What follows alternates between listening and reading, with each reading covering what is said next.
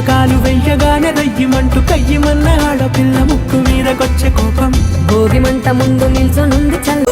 మెరిసాడే మెరిసాడే పసివాడై మెరిసాడే